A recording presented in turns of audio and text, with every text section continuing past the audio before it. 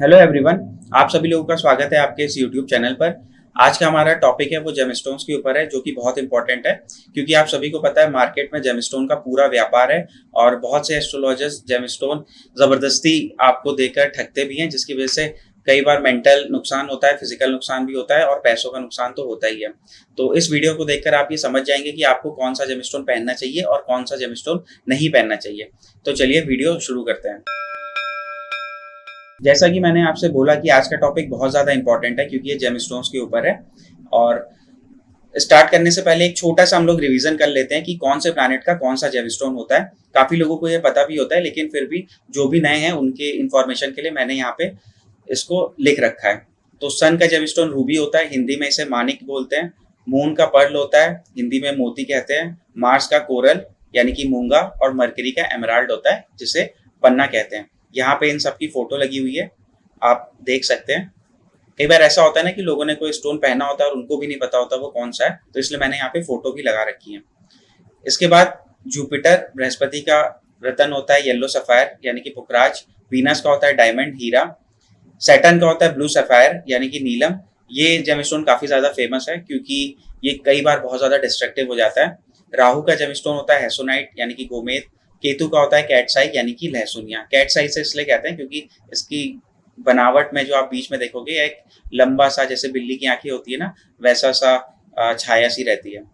ठीक है, तो ये सारे प्लैनेट्स के आपके जेमस्टोन्स हैं। अब हम आ जाते हैं अपने मेन पॉइंट पर।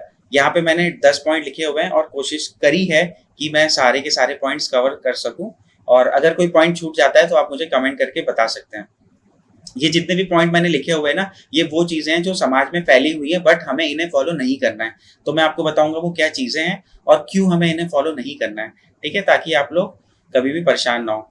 तो पहला पॉइंट जो है, आप इंग्लिश में पढ़ लीजिएगा, मैं इसका डायरेक्टली हिंदी में मतलब बताता हूँ। पहला पॉइंट ये है कि जेमस्टोन डू शांति। मतलब ऐसा समाज में प्रचलित है कि अगर आप किसी ग्रह का जेमस्टोन पहनते हैं और वो ग्रह आपको बहुत परेशान कर रहा है, तो जेमस्टोन पहनने के बाद उसकी शांति हो जाती है, मतलब वो काबू में आ जाता है। ठीक है, तो ये बात एकदम ही गलत है। इस बात में क्या होता है कि जैसे बहुत से पुजारी जी होते हैं, वो क्या करते हैं, किसी व्यक्ति को देखा उन्होंने, किसी लड़के या लड़की को, वो मांगलिक होता है, स्पेशली लड़कियों के केस में वो जैसे मांगलिक है ना, तो उसको मंगल का रतन पहना देते हैं। ठीक है, अब मंगल प्रॉब्लम क्रिएट कर रहा है और आपने मंगल का रतन पहना दिया, तो ये तो लॉजिकली अच्छी चीज नहीं है ना, ये तो नेगेटिव चीज हो गई। तो मिसकंसेप्शन ये है, आपको बहुत सी पुरानी बुक्स में भी मिलेगा, मैं भी पहले पढ़ता था तो ये सोचता था कि इन्होंने ऐसा क्यों लिखा हुआ, ये मांगलिक है, इसको रतन पहना दो तो मंगल का दुष्प्रभाव खत्म हो जाएगा। बट प्रैक्टिकल एक्सपीरियंस में ये देखा गया कि ऐसा नहीं होता है। ठीक है, तो वो लोग ऐसा करते हैं, मंगल का रतन पहना दिया तो मंगल की शांति हो जाएगी, बट ये नहीं होता। तो आप इसको फॉलो मत करिएगा। जैसे कि अगर कोई मांगलिक है तो मंगल का रतन पहनाने से उसको और ज्यादा हानि हो जाएगी। ठीक है, हमें कुंडली में इंपॉर्टेंटली ये देखना पड़ता है कि वो प्लैनेट उस चार्ट के लिए बेनिफिशियल है कि नहीं है। ठीक है, कई बार क्या होता है कि राहु बहुत नेगेटिव इम्पैक्ट क्रिएट कर रहा होता है, तो उसका रतन पहना दिया तो उससे फिर और ज्यादा नेगेटिविटी आ जाती है। कई बार लोग सैटर्न का पहना देते हैं। सपोज सैटर्न 6th हाउस का लॉर्ड है, बीमारी देने वाला, तो उसको शांत करने के लिए, ताकि ये शांत हो जाए, और उसका रतन पहना दिया तो और ज्यादा बीमारी हो गई, और ज्यादा कर्जा हो गया। ठीक है, तो ये जो शांति वाला सीन है ना, ये मैंने कहीं भी नहीं देखा है। और बहुत से जो अच्छे एस्ट्रोलॉजर हैं जो जेमस्टोन सजेस्ट करते हैं, वो भी इस बात के खिलाफ है कि आप जेमस्टोन से उस ग्रह की शांति नहीं कर सकते हैं। ठीक है, तो जो हमारा पहला पॉइंट है, आपको वो फॉलो नहीं करना है। इसमें सारे पॉइंट मैंने ऐसे ही लिखे हैं जो फॉलो नहीं करने वाले हैं। दूसरा, ऑलवेज वियरिंग जेम्स ऑफ लग्नाधिपति एंड भाग्याधिपति। ये बहुत इंपॉर्टेंट पॉइंट है क्योंकि कई बार एस्ट्रोलॉजर, लग्नाधिपति क्या होता है, फर्स्ट हाउस का लॉर्ड। भाग्याधिपति होता है भाग्य स्थान का स्वामी, भाग्य स्थान का अधिपति यानी कि 9th हाउस का लॉर्ड। अभी क्या है कि फर्स्ट हाउस नो डाउट कुंडली में सबसे ज्यादा इंपॉर्टेंट हाउस है और इसका रतन सजेस्ट किया जाता है। लेकिन जो चीज मैंने लिखी है कि ऑलवेज वियरिंग, हर बार ये कंडीशन अप्लाई नहीं होगी कि हमेशा ही आपको लगन के लॉर्ड का रतन पहनना है। क्योंकि ये बात कब अप्लाई नहीं होगी, जब लगन का लॉर्ड आपका नेगेटिव जगह पे बैठा है, मान लो 12th हाउस में बैठ गया। अब जैसे कि आपको पता है कि कोई ग्रह कहीं पे बैठा होता है तो वो उस हाउस के भी रिजल्ट देता है। जैसे कि लगन का लॉर्ड है, ये वो 12th हाउस में बैठ गया या 8th हाउस में बैठ गया और मैलेफिक इन्फ्लुएंस में आ गया, तो क्या होगा कि वो इन नेगेटिव हाउसेस के भी तो रिजल्ट शो करेगा। जैसे ही आपने उसका पहना, नो डाउट वो फर्स्ट हाउस के रिजल्ट शो करेगा क्योंकि वहां उसकी लॉर्डशिप है। वहां का वो स्वामी है, बट वो 12th हाउस के और 8th हाउस के नेगेटिव इम्पैक्ट भी आपको देने लग जाएगा। अगर उसके साथ कोई और नेगेटिव प्लैनेट भी जुड़ा हुआ है तो उस प्लैनेट के भी रिजल्ट देगा, क्योंकि एस्ट्रोलॉजी में ऐसा होता है ना, अगर कोई किसी प्लैनेट के साथ बैठा होता है तो उसका प्रभाव ले लेता है। ठीक है, सपोज अगर लगन का लॉर्ड यहाँ पे बैठा हुआ है 12th हाउस में और 8th हाउस का लॉर्ड भी यहाँ पे बैठा हुआ है, अब आपने लगन के लॉर्ड का प्लैनेट वो जेमस्टोन पहन लिया तो वो फर्स्ट हाउस का रिजल्ट देगा, बट साथ में 12th हाउस का भी रिजल्ट देगा और 8th हाउस का भी वो रिजल्ट आपको देगा, क्योंकि 8th हाउस के प्लैनेट का भी उसके ऊपर इफेक्ट आने लग गया है। ठीक है, तो ऐसी कंडीशन में फिर हमें लगन के लॉर्ड का रतन अवॉइड करना चाहिए। लगन के लॉर्ड का रतन, कोई भी लॉर्ड का रतन तभी पहनना चाहिए जब वो कुंडली में बहुत अच्छी पोजीशन पे हो या ठीक पोजीशन पे हो और वो कमजोर हो रहा हो। जैसे लगन के लॉर्ड का अगर आप रतन पहन भी लोगे ना तो भी आपको थोड़ा थोड़ा थोड़ा ऐसा लगेगा कि आपके पैसे वेस्ट हो रहे हैं, क्योंकि ये रुपए का हाउस है जो आपकी बची हुई आपके पास बैंक बैलेंस है, और यहाँ से ये 12th हाउस है। जिसको पता होगा ये first house, second house, third house, fourth house, ये पीछे वाला हाउस 12th हाउस होता है जो कि लॉस को दिखाता है। तो आप इस हाउस को स्ट्रॉन्ग करेंगे तो आपके पैसे जो है वो जल्दी खर्चा होंगे। एक तो यहाँ भी पैसे खर्चा हो रहे हैं, और हमारे एग्जाम्पल में अगर ये यहाँ चला गया तो ये हाउस भी एक्टिवेट हो गया, ये हाउस भी एक्टिवेट हो गया। तो इस मामले में क्या होगा कि पैसे इंसान के ज्यादा खर्चा होने लग जाएंगे और उसको 12th हाउस से रिलेटेड भी चीजें, नेगेटिव चीजें जो है उसकी जिंदगी में ज्यादा आने लग जाएंगी। अच्छी चीजें भी आएंगी बट नेगेटिव चीजें भी आएंगी। ठीक है, तो एक क्रूशियल पॉइंट है कि आपको ऐसे ही किसी भी लगन का अपने मन से रतन नहीं पहनना है। Same things goes with 9th house का लॉर्ड। अब क्या होता है कि किसी व्यक्ति का भाग्य साथ नहीं दे रहा होता है, लक साथ नहीं दे रहा होता है, वो कहीं एग्जाम में जाता है या अपनी जिंदगी में प्रोग्रेस नहीं कर पाता है, तो किसी ने देखा कि उसका 9th लॉर्ड थोड़ा कमजोर है और अच्छी पोजीशन पे है तो आप उसको जेमस्टोन सजेस्ट कर सकते हैं। बट अगर वो नेगेटिव पोजीशन पे तो नहीं सजेस्ट कर सकते, क्योंकि ये आपके करियर से 12th हाउस का लॉर्ड है। अगर आप 9th हाउस का रतन पहनेंगे तो आपको क्या होगा, करियर में फ्लक्चुएशन पैदा होगा या करियर में आपको जगह चेंज करनी पड़ेगी। ठीक है, या जॉब वगैरह चेंज हो सकती है या छूट भी सकती है। 9th हाउस का लॉर्ड, 9th हाउस का रतन, 9th हाउस के लॉर्ड का रतन उसको पहनना चाहिए ना, जैसे कि ये किसका हाउस होता है, पिता का हाउस होता है। तो जैसे किसी व्यक्ति को पिता से ही कुछ मिल रहा है, पिता से धन संपत्ति मिल गई है, पिता का ही बिजनेस में वो काम कर रहा है, ठीक है, या पिता आपके राजा हैं। पुराने जमाने में क्या होता था, इस हाउस का रतन बहुत ज्यादा सजेस्ट किया जाता था, क्योंकि ये आपका भाग्य, आपका पिता है, आपके पिता राजा हैं, आप राजकुमार हो, तो आप राजकुमार हो, आपके पिता से आपको सब कुछ मिला है, तो उस हाउस को आप स्ट्रॉन्ग बना के और भी चीजें उसमें क्या कहते हैं अपने जीवन में सपोर्ट में ला सकते हो। लेकिन आजकल ऐसा नहीं है, आजकल हर किसी के पापा राजा की तरह तो है नहीं। ठीक है, तो कई बार आपको क्या होता है कि अपने ही करियर से अपने घर की चीजें संभालनी पड़ती हैं, पैसे कमाने पड़ते हैं, घर का पालन पोषण करना पड़ता है, तो उसके लिए आपका 10th हाउस बहुत स्ट्रांग होना चाहिए। तो आप 9th हाउस का रतन पहन लोगे तो क्या होगा कि वो 10th हाउस के लिए लॉस वाला हाउस हो जाएगा, क्योंकि ये 10th से 12th है। ठीक है, तो इस कंडीशन में फिर आपको जो भाग्य भाव का स्वामी है उसके रतन को अवॉइड करना चाहिए। तो जो पॉइंट है वो यहाँ पे मैंने ये मेंशन किया हुआ है, सेकंड पॉइंट, कि हमेशा फर्स्ट हाउस का लॉर्ड या फिर फर्स्ट हाउस के लॉर्ड का रतन और 9th हाउस के लॉर्ड का रतन नहीं पहनना चाहिए। ये जरूर बात है कि 90% केसेस में, 80% केसेस में ये पहना जा सकता है, लेकिन कुछ केसेस में इसको नहीं पहनना चाहिए। ठीक है, थर्ड पॉइंट है वियरिंग जेमस्टोन ऑफ महादशा लॉर्ड। तो ये भी एक इंपॉर्टेंट पॉइंट है। ऐसा मिसकंसेप्शन है कि जिसकी भी आपकी महादशा चल रही होगी, मेजर पीरियड चल रहा होगा, जिस प्लैनेट की भी दशा चल रही होगी, पंडित जी लोग बोल देते हैं कि आप उसका, इस ग्रह की दशा चलिए, इसका पहन लीजिए रतन, ग्रह दशा सही हो जाएगी। ठीक है, वो बिना देखे कई बार बोल देते हैं, उनको इससे मतलब नहीं होता कि वो नेगेटिव हाउस का लॉर्ड है, आप उसका रतन पहनेंगे तो नेगेटिव रिजल्ट देगा। बस उन्होंने देखा कि महादशा चल रही है तो आपको वो रतन सजेस्ट कर देंगे, जो कि एक गलत प्रैक्टिस है। ठीक है, वियरिंग जेमस्टोन अकॉर्डिंग टू जन्म राशि, ये भी गलत प्रैक्टिस है। इसमें सारी गलत प्रैक्टिसेस हैं।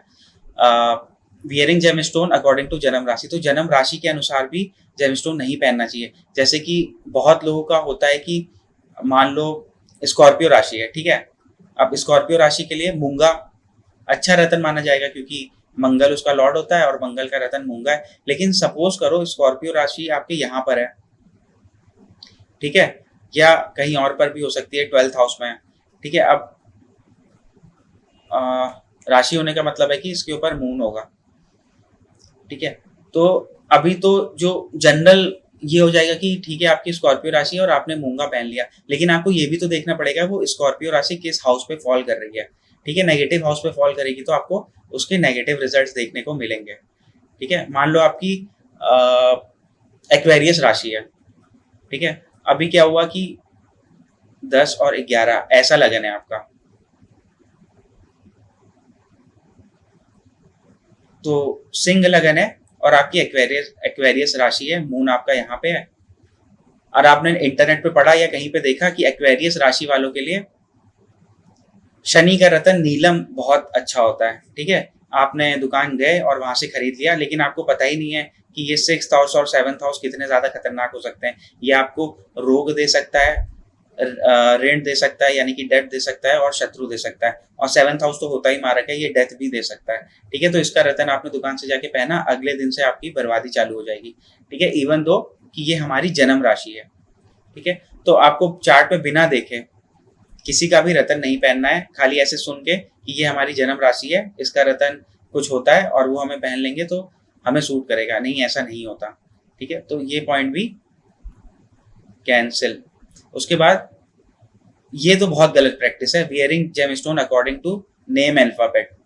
ठीक है, जैसे मेरा नाम एन से है, अब मुझे पता चल गया कि मेरी स्कॉर्पियो राशि है, तो ऐसे ही किसी का नाम किसी से भी हो सकता है। जैसे किसी का नाम आर से है तो उसको पता चला कि उसकी तुला राशि है, किसी का नाम वी से है तो उसको पता चला कि उसकी टॉरस राशि है। फिर अगेन जो मैंने पिछला पॉइंट बताया था, टॉरस राशि के लिए उसने डायमंड पहन लिया, पता चला जो राशि है वो नेगेटिव हाउस में पड़ी हुई है और उसके जीवन में और बर्बादी हो गई। किसी की लिब्रा राशि है वो नेगेटिव हाउस में पड़ी हुई है, या स्कॉर्पियो राशि नेगेटिव हाउस में पड़ी हुई है, वो और बर्बाद कर दिया उसने उसका स्टोन पहनकर। ठीक है, तो नाम के अकॉर्डिंग तो स्टोन पहनना बहुत गलत होता है। और इस ये बताएं, बहुत बेकार प्रैक्टिस है कि नाम के अकॉर्डिंग लोग कुंडली भी मिलाते हैं। ठीक है, जैसे किसी के पास बर्थ प्लेस टाइम और उसका नहीं होगा बट नाम होता है तो नाम के अकॉर्डिंग ही मिला देते हैं। ठीक है, बहुत गलत प्रैक्टिस है, ऐसा नहीं करना चाहिए। उसके बाद जो हमारा 6th नेगेटिव पॉइंट है वो ये है कि वियरिंग 4-5 जेमस्टोन्स साइमल्टेनियसली, एक साथ 4-5 जेमस्टोन नहीं पहनने चाहिए। एक जेमस्टोन इनफ होता है उस पर्टिकुलर टाइम के लिए। बहुत ज्यादा आपको नीड है तो आप 2 जेमस्टोन पहन सकते हैं, जो कि आपस में जिनके प्लैनेट्स आपस में फ्रेंड्स हो। ठीक है, 2 से ज्यादा gemstone I don't think so कि इंपॉर्टेंट है। और एक दो जो बहुत ही सिंसियर एस्ट्रोलॉजर है, ये बात उन्होंने भी कंफर्म करी है कि 2 से ज्यादा जेमस्टोन तो नो नीड, मतलब देयर इज नो नीड। आप 10 तरह की दवाई खाओगे उसकी कोई जरूरत नहीं है। ठीक है, तो एक स्टोन इनफ है, मैक्सिमम 2 स्टोन। ठीक है, उससे ज्यादा जरूरत नहीं पड़ती, उससे ज्यादा कुंडली में हाउसेस कहीं ना कहीं से गड़बड़ा जाते हैं, तो उससे ज्यादा जरूरत पड़ती ही नहीं है। उसके बाद wearing costly, extremely costly gemstone. अब ये क्या होता है, ये तो भाई पूरा व्यापार है। आपको जो जेमस्टोन 20,000 रुपए में 4,000 रुपए से लेकर 15,000, 20,000, 25,000 रुपए तक मिल सकता है, लोग उसको 1-1, 2-2 लाख में बेचते हैं। क्यों बेचते हैं, उसका रीजन बहुत सिंपल है, क्योंकि वो अपना ऐसा नाम क्रिएट कर देते हैं कि हम सेलिब्रिटी एस्ट्रोलॉजर हैं। और जैसे जो फिल्म स्टार के साथ जुड़े होते हैं या फिर जो बहुत ज्यादा प्रमोशन करके बहुत फेमस हो जाते हैं, वो क्या करते हैं ना, वो एक उनका रूबी भी होगा जो 4-5 हजार में 6-7 हजार तक आ जाएगा, अच्छा रूबी जो वर्क करता होगा, उसको वो लोग 25-25, 30-30 हजार में बेचते हैं। इतना महंगा जेमस्टोन खरीदने का कोई मतलब नहीं बनता। ठीक है, कुछ जेमस्टोन महंगे आते हैं, जैसे डायमंड महंगा आता है, पुकराज भी महंगा आता है, आपको 25-30 हजार तक, 40-50 हजार तक मिल सकता है। लेकिन मैंने देखा है कि लोग 2-2, 3-3 लाख के जेमस्टोन पहन लेते हैं, तो उसका कुछ मतलब नहीं हो, खाली पैसे वेस्ट है। अब ये पर्सनल चॉइस है, आपके पास बहुत ही पैसा है वेस्ट करने के लिए तो आप खरीद सकते हो, अदरवाइज मैं रिकमेंड नहीं करता हूँ। और कोशिश यही रहती है कि अगर आपके आसपास कोई दुकान है तो आप वहां से खरीद लीजिए और देख लीजिए 4-5 हजार, 10,000, 15,000 तक अगर कोई कॉस्टली स्टोन है तो उसको आप पहन सकते हैं। बहुत ज्यादा 1-2 लाख, 3 लाख में जाने की जरूरत नहीं है। एक बार मेरी एक क्लाइंट थी, उसने शायद 1.5 या 2 लाख का नीलम खरीद रखा था, और नीलम उसके चार्ट में ना सबसे नेगेटिव प्लैनेट था, क्योंकि वो अगेन जो अभी मैंने आपको एग्जाम्पल दिया था कि उसका लियो एसेंडेंट था, तो ये 6th हाउस और 7th हाउस का लॉर्ड था, तो नीलम पहनने के 1 महीने के अंदर उसको ना 10-15 लाख का नुकसान हो गया। ठीक है, तो और उसने 1.5 लाख का खरीदा था किसी मुंबई के कोई सेलिब्रिटी एस्ट्रोलॉजर से, तो आप ऐसा भी मत करिएगा। उसके बाद एक ये इंपॉर्टेंट पॉइंट जो काफी जनरल है, वियरिंग डैमेज जेमस्टोन। ये भी मैंने एक लोग को देखा है नॉर्मल लाइफ में कि क्या होता है कि जेमस्टोन कहीं से टूट जाता है या उसमें कोई दाग आ जाता है, क्रैक आ जाता है, फिर भी वो लोग पहने रहते हैं, तो ऐसे जेमस्टोन को नहीं पहनना चाहिए, उसका कोई फायदा नहीं है। अब वो नेगेटिव चीजें क्रिएट कर सकता है या नहीं कर सकता, इसका तो आइडिया लगा पाना मुश्किल है, बट वो अच्छा नहीं होता। आप टूटी फूटी चीज पहन के रखेंगे, आप नॉर्मल से अपनी जिंदगी में देखिए ना, कोई भी खराब चीज होगी तो वो कैसे वर्क करेगी। ठीक है, उसके बाद ये पॉइंट भी इंपॉर्टेंट है, मैंने कई बार लोगों को देखा है वो जेमस्टोन पहनते हैं निकालते हैं, पहनते हैं निकालते हैं, नहाने जाएंगे जेमस्टोन निकाल देंगे, कहीं पे खाना खाने जाएंगे जेमस्टोन निकाल देंगे, कहीं पार्टी वार्टी कर रहे होंगे जेमस्टोन निकाल देंगे। तो ऐसा नहीं करना है, आपने एक बार जेमस्टोन पहना तो फिर उसको हमेशा पहने रखिए और अपने जो भी नियम होते हैं उसको फॉलो करिए। उसके बाद ये एक इम्पॉर्टेंट जेमस्टोन है, ये आपको खरीदते वक्त और पहनते वक्त ध्यान में रखना है कि कई बार एक दो मैंने देखा है कि जेमस्टोन लोग पहनते हैं बट वो बॉडी में टच नहीं होता है, ठीक है, वो अंगूठी में इस तरीके से बना दिया होता है जो कि गलत तरीका होता है बनाने का। तो वो नीचे से अगर आपकी फिंगर में आपकी बॉडी में टच नहीं हो रहा होगा तो उस जेमस्टोन को पहनने का कोई फायदा नहीं है, ठीक है। तो जैसे गले में पहना जाता है तो गले में तो टच होता ही रहता है, कई बार ऐसे आगे झुकते हैं तब वो भी हट जाता है, और कई बार लोग कमर में भी बांधते हैं बच्चे लोगों को। तो आपको इस बात का ध्यान रखना है कि वो आपकी बॉडी में टच हो, बॉडी में नहीं टच होने वाला जेमस्टोन का कुछ काम नहीं आएगा आपको, ठीक है। तो ये सारे इंपॉर्टेंट पॉइंट है, और इसके अलावा कुछ अगर रह गए हो तो वो आप मुझे कमेंट करके बता सकते हैं, मैं आपको उनके बारे में कमेंट में ही रिप्लाई कर दूंगा।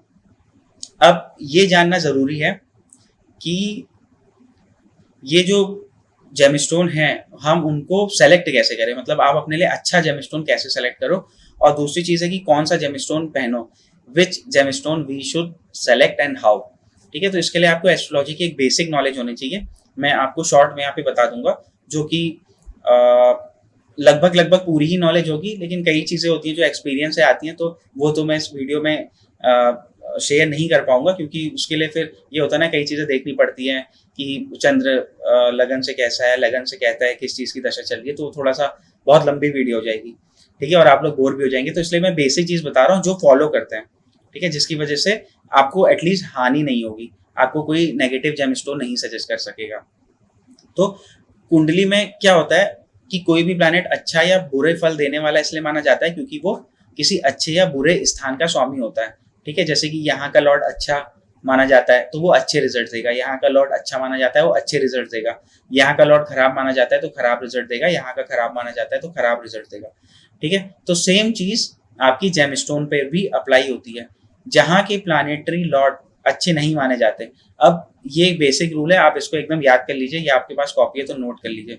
3rd house, 6th house, 8th house, 11th house और 12th हाउस, ठीक है, कुछ कंडीशंस में 7th हाउस भी, बट ये जो 5 हाउसेस मैंने लिखे हैं, 3rd house, 6th house, 8th house और 12th हाउस, इनके जेमस्टोन कभी नहीं वियर करने चाहिए, कभी नहीं। और कुछ देखो एक्सेप्शन है, 6th हाउस का जेमस्टोन कभी कभी हमें सजेस्ट करना पड़ता है अगर किसी की जॉब वगैरह में प्रॉब्लम आ रही होती है। 8th हाउस का जेमस्टोन शायद ही कोई सजेस्ट करता होगा, मैंने तो किसी को देखा नहीं है सजेस्ट करते हुए, बट रेयर केस में शायद सजेस्ट किया जा सकता होगा। बट फिलहाल आप ये मानिए कि 6th हाउस, 8th हाउस और 12th हाउस, 3rd और 11th हाउस, इनके जेमस्टोन आपको नहीं पहनने चाहिए, ठीक है, जिसमें से स्पेशली 3, 6, 11 और 8th हाउस। इसमें से भी अगर आप बहुत स्पेसिफिक जाओगे तो 8th हाउस और 6th हाउस और 12th हाउस और 3rd हाउस, इनके 11th हाउस का कभी कभी ऐसा होता है कि पहना जा सकता है अगेन 6th हाउस की तरह, क्योंकि ये 6th से 6th है ना, आप यहाँ से काउंट करोगे 1, 2, 3, 4, 5, 6, तो इन दोनों में कुछ ऐसी चीजें होती है जो कभी कभी जिंदगी के लिए इंपॉर्टेंट होती है, और उन चीजों को बूस्ट करने के लिए हमें जो यहाँ के लॉर्ड होते हैं उनका जेमस्टोन पहनना पड़ता है। पर 8th हाउस में कोई जरूरत नहीं है, क्योंकि 8th हाउस दुर्घटनाओं का होता है, जिंदगी में अप्स एंड डाउन्स का होता है, निराशा का होता है, ठीक है, बहुत सी ऐसी चीजें हैं जो 8th हाउस में नेगेटिव है, तो 8th हाउस का स्टोन बिल्कुल नहीं पहनना चाहिए। 12th हाउस का भी स्टोन नहीं पहनना चाहिए, क्योंकि 12th हाउस आपके लॉसेस का होता है, हॉस्पिटल्स का होता है, एक्सपेंडिचर का होता है, तो वो आपको वो सारी चीजें बढ़ा देगा। कुछ रेयर कंडीशन हो सकती है, जैसे कि आपको फॉरेन जाना हो और 12th हाउस का लॉर्ड बहुत सेफ है, ठीक है, कोई मैलेफिक इन्फ्लुएंस में नहीं है, यही बैठा हुआ है, बहुत सेफ है, तो थोड़े टाइम के लिए आप उसको पहन सकते हैं, बस इस चीज को बूस्ट करने के लिए, जो कि आपकी विदेश जाने में सहायक हो, अदरवाइज वो भी आपको सजेस्ट नहीं किया जाएगा। 3rd हाउस नेगेटिव हाउसेस में माना जाता है, ये जो 3, 6, 11 हाउसेस है ना, 3, 6 और 11, इनको बोलते हैं त्रिषड आय, ठीक है, तो ये अच्छे घर नहीं माने जाते, इनके लॉर्ड नुकसान करते हैं, इनके लॉर्ड आपको बेनिफिक रिजल्ट तब देंगे मतलब बेनिफिट रिजल्ट उस रिस्पेक्ट में देते हैं जो कि पैसे से संबंधित होता है। ठीक है, आपका प्रमोशन करा देंगे, आपकी जॉब लगा देंगे, आपका पराक्रम बढ़ा देंगे, लेकिन हेल्थ से रिलेटेड चीजों में ये हार्म करते हैं, इसलिए इनका नहीं पहनते। 8th और 12th हाउस का मैंने आपको बता दिया है। ठीक है, तो बेसिक आपको क्या याद में रखना है, जो भी साइन आपके 3rd हाउस में, 6th हाउस में, 8th हाउस में, 11th हाउस में और 12th हाउस में पड़ेगा। 3rd हाउस में, 6th हाउस में, 8th हाउस में, 11th हाउस में और 12th हाउस में पड़ेगा कोई भी साइन। ये तो अभी मैंने कालपुरुष कुंडली के हिसाब से लिख दिया है। मैं आपको एक और एग्जांपल यहाँ पे दे देता हूँ, जैसे कि मान लो 5 नंबर यहाँ पे लिखा हुआ है, 5, 6, 7, तो 3rd हाउस में वीनस का साइन आ गया, तो वीनस का रतन नहीं पहनना है। ठीक है, 8, 9, 10 यहाँ पे सैटर्न का साइन आ गया, तो सैटर्न का रतन नहीं पहनना है। ठीक है, यहाँ पे जुपिटर का साइन आ गया, तो ये कंडीशनल केस हो जाता है क्योंकि जुपिटर यहाँ का भी लॉर्ड है, तो वहां पे हमें देखना पड़ेगा कि क्या कंडीशन है। कुछ ऐसी चीज है कि हमें थोड़े टाइम के लिए पहनना है, 1-2 महीनों के लिए, तो हम यहाँ पे सजेस्ट कर सकते हैं, अदरवाइज यहाँ पे इसकी जरूरत नहीं है। फिर उसके बाद 1, 2, 3 यानी कि मरकरी का भी आपको यहाँ पे जेमस्टोन नहीं पहनना है। ठीक है, और उसके बाद चंद्रमा का भी यहाँ पे जेमस्टोन नहीं पहनना है। तो बस आपको ये ध्यान में रखना है कि 3rd house, 6th house, 8th house, 11th house और 12th हाउस के जो भी लॉर्ड है उनके जेमस्टोन नहीं पहनना है। बाकी जगहों के जेमस्टोन प्लैनेट वीक होने पर आप पहन सकते हो, क्योंकि देखो जेमस्टोन का सिंपल सा कॉन्सेप्ट है कि अगर आपका प्लैनेट अच्छा है और वीक है तो आप उसको जेमस्टोन पहन के स्ट्रॉन्ग बना सकते हो। ठीक है, अगर ऐसे प्लैनेट का आपने जेमस्टोन पहन लिया जो आपके चार्ट में खराब है और बहुत स्ट्रॉन्ग है, तो वो जेमस्टोन पहनने के बाद और ज्यादा आपके चार्ट में, आपकी लाइफ में नेगेटिव चीजें करने लग जाएगा। ठीक है, अब 1-2 पॉइंट मैं आपको और बता देता हूँ। कई बार पैसे नहीं होते हैं, फाइनेंशियल कंडीशन ठीक नहीं होती है, तो आप महंगे रतन नहीं खरीद सकते। तो यहाँ पे मैंने जो है हर प्लैनेट के सब्स्टिट्यूट रतन या उप रतन लिखे हुए हैं, जैसे सूर्य का लाल तुरमली, गार्नेट, स्पाइनल सनस्टोन, चंद्रमा का मून स्टोन स्फटिक, मार्स का लाल तांबड़ा, मरकरी का हरा तुरमली और ओनिक्स। ठीक है, तो ये आप जो भी सब्स्टिट्यूट होते हैं, अगर आप नहीं ले सकते हैं, जैसे सूर्य का रतन होता है आपका माणिक। ठीक है, तो माणिक महंगा आता है 5-7 हज़ार का कम से कम, तो वो नहीं ले सकते, तो आप क्या कर सकते हो, लाल तुरमली ले सकते हो, ये आपको 1000, 1100, 1500 तक आराम से मिल जाएगा। ठीक है, तो जुपिटर के लिए टोपाज, सुनहला और येलो जिरकन। जुपिटर का तो आपको पता ही है 30,000 से 50,000 तक भी आते हैं और 1 लाख तक भी आते हैं, तो सुनहला वगैरह है, ये सस्ता आ जाता है 2, 3, 5 हज़ार में। ठीक है, उसके बाद वीनस का सब्स्टिट्यूट स्टोन है व्हाइट जर्कन और व्हाइट तुरमली। सैटर्न का है एमेथीस्ट और ये बैगनी रंग का होता है, और लाजवर्थ और जामुनिया। इसके अलावा राहु केतु के मैंने नहीं लिखे हुए हैं, क्योंकि राहु केतु का मैंने कई जगह देखा भी, बहुत से लोग नहीं सजेस्ट करते हैं, कोई भी सब्स्टिट्यूट नहीं मानते। 1-2 जगहों पे कहीं पर सब्स्टिट्यूट माना गया है, हकीक वगैरह को, और बट मैं सजेस्ट नहीं करता क्योंकि उस बारे में बहुत कंफर्मेशन नहीं है, तो काफी कंफ्यूजन है। तो जब भी राहु केतु से संबंधित स्टोन पहनने की बात है, तो जो उनकी नॉर्मल स्टोन है, यानी कि राहु का गोमेद और केतु का कैट्स आई, तो आप वो ही पहनिए। ठीक है, इसके बाद मैंने छोटी सी चीज और यहाँ पे मेंशन कर रखी है, जिसके पास मान लो जेमस्टोन पहनने का मन ही नहीं है, कि वो चाहता है कि मैं जेमस्टोन ना पहनूं, उनके पास एक और ऑप्शन है कि वो पेड़ों की जड़ें, ठीक है, जड़ जो रूट्स होती है यानी कि औषधि, उनका भी वो उपयोग कर सकता है जेमस्टोन की जगह पे। तो यहाँ पे अलग अलग प्लैनेट्स की मैंने औषधि बता रखी है। जैसे जुपिटर की है भरंगी की जड़ है, केले की जड़ है, हल्दी की गांठ है। वीनस की है घुमा मजीट की जड़ है, गुमा मजीट की जड़ है, अरंड मूल है। सैटर्न के लिए बिच्छू बूटी की जड़ है, राहु के लिए सफेद चंदन की जड़ है, केतु के लिए अश्वगंध की जड़ है। ठीक है, और सूर्य के लिए बेल की जड़ है या बेट की जड़ है। चंद्रमा के लिए खिरनी की जड़ है, मार्च के लिए अनंत मूल या नागफनी की जड़ है, मरकरी के लिए विधारा की जड़ है। तो इसका भी आप उपयोग जेमस्टोन के सब्स्टिट्यूट के रूप में कर सकते हैं। अब देखिए मैंने यहाँ पे वीडियो आगे बहुत ज़्यादा कंटिन्यू नहीं करूंगा, लेकिन मैं आपको कुछ चीज़ें बता देता हूँ। जैसे जड़ें है ना, तो इनका उपयोग कैसे करते हैं। इनको क्या होता है कि जैसे सूर्य की बेल की जड़ है, तो आपको क्या करना होगा, जब सूर्य आपके चार्ट में मान लो अच्छा प्लैनेट है लेकिन कमजोर है, तो जब भी सूर्य के आप तो पहले इस पेड़ की पूजा करेंगे और उसको बोल के आएंगे कि मैं आपको इस पर्टिकुलर दिन में आपकी जड़ सहित निकाल लूंगा और मुझे आज्ञा दीजिएगा। और सूर्य के जब भी नक्षत्र आते हैं, सूर्य के नक्षत्र आपके होते हैं कृतिका, उत्तर आषाढ़ा उत्तर फाल्गुनी, ठीक है, कृतिका उत्तर फाल्गुनी उत्तर आषाढ़ा। या फिर चंद्रमा की जैसे खीरनी की जड़ है तो उसके जो भी आपके नक्षत्र होंगे, जैसे कि रोहिणी है, ठीक है, उधर श्रावण नक्षत्र है, तो ये नक्षत्र जब भी होंगे तब आपको वो जड़ अपने हाथ पे ताबीज बना के पहन सकते हो या अपने पर्स पे भी रख सकते हो, ठीक है। तो ऐसा करना चाहिए। तो उसका तरीका होता है कि आप उसकी पूजा करके आइए, आरती करके आइए, फिर उसको निकालिए।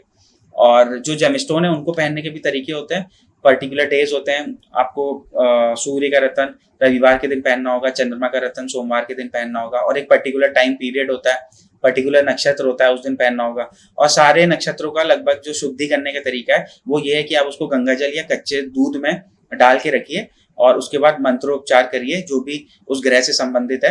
जैसे कि सूर्य का ओम गृहिणी सूर्याय नमः, चंद्रमा का ओम श्राम श्रीम श्राम स्व चंद्रमसे नमः। इस तरह से आप उसकी 108 माला करिए और उसके बाद प्रॉपर उसके देवी देवता की पूजा, जैसे सूर्य के लिए शिव जी की पूजा, चंद्रमा के लिए गौरी माता की पूजा या शिव जी की पूजा, ये करके आप उसको फिर धारण करिए, ठीक है, पूरी श्रद्धा के साथ। तब वो पक्का असर करता है, इसमें कोई डाउट नहीं है, ठीक है। तो होपफुली आपको वीडियो काफी पसंद आई होगी और इसमें मैंने आपको प्लैनेट्स के स्टोन्स के बारे में बताया, उसके सब्स्टिट्यूट स्टोन्स के बारे में बताया, उससे संबंधित औषधियों के बारे में बताया, और ये भी बताया कि आपको चार्ट में किन किन हाउसेस के इंपॉर्टेंटली जो है जेमस्टोन नहीं पहनने हैं। जो जो अच्छे हाउसेस हैं जैसे कि 159 इनके जेमस्टोन पहनने हैं, लेकिन उनमें भी कुछ कंडीशन है और कुछ चीजें मैंने आपको जो शुरू में बताई वो आपको ध्यान में रखना है। तो वो चीजें आप देखिएगा। जबरदस्ती रतन पहनने की जरूरत नहीं है। मैं तो हमेशा बेस्ट रेमेडी के रूप में ये मानता हूँ कि आपको उससे संबंधित भगवान की पूजा करनी चाहिए, लेकिन कई बार ऐसा होता है कि प्लैनेट्स कमजोर होते हैं तो जेमस्टोन सजेस्ट करने पड़ते हैं, ठीक है। तो आज की वीडियो यहीं पे खत्म करते हैं और मिलते हैं नेक्स्ट वीडियो में। तब तक के लिए बाय बाय, टेक केयर।